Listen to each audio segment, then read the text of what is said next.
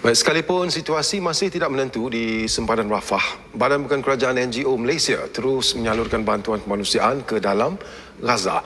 Dan ini bagi memastikan penduduk Palestin di Gaza yang kini di bawah gencatan senjata mendapat talian hayat untuk mereka meneruskan kehidupan yang semakin memburuk dan mencabar. Diikuti laporan koresponden berita Al Hijrah Said Azwan Said Ali yang kini berada di Mesir sejak Selasa lalu. Sekalipun dunia bercampur baur sikapnya antara skeptikal dan optimis tentang hala tuju pelan damai Trump dan kepatuhan rejim Zionis kepada gencatan senjata, dunia menyedari akan keperluan mendesak bagi membantu penduduk Palestin di Gaza. Untuk itu, NGO luar termasuk dari Malaysia terus berusaha menghantar bantuan kemanusiaan ke wilayah konflik itu dengan sokongan penuh rakyat Malaysia yang prihatin. Terkini, Yayasan Amal Malaysia menghantar 4 lori kontena bantuan melalui misi Amal for Gaza membawa bekalan makanan dan gandum kepada 1,800 keluarga Palestin di Gaza.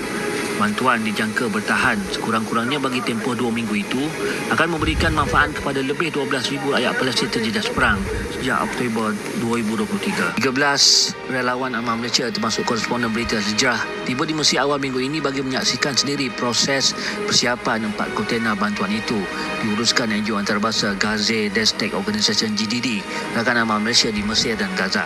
Dengan kerjasama Bulan Sabit Merah Mesir ERC, 4 lori kontena bantuan ini bergerak ke Rafah semalam dan juga masuk ke Gaza seawal Ahad ini atau selewat-lewatnya dalam tempoh 10 hari lagi. جمعية غزة ديستريك منذ بدء الحرب في 7 أكتوبر لعام 2023 أدخلت قرابة 900 شاحنة من المواد الإغاثية والإنسانية لأهلهم وإخوانهم من النازحين والمتضررين في قطاع غزة. من هذه الشاحنات فقط قرابة 105 شاحنات منذ وقف إطلاق النار في 10 أكتوبر في الشهر قبل الماضي. الحمد لله رب العالمين.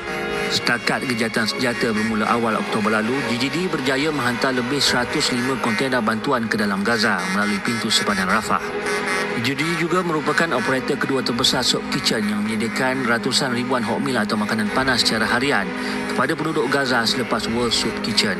Ketika ini, pelbagai pihak termasuk NGO antarabangsa giat menyalurkan bantuan ke Gaza melalui sepadan Rafah selepas gencatan senjata dicapai walaupun situasi lapangan menyaksikan rejim Zionis masih melakukan serangan terutama di kawasan Zon Kuning Gaza.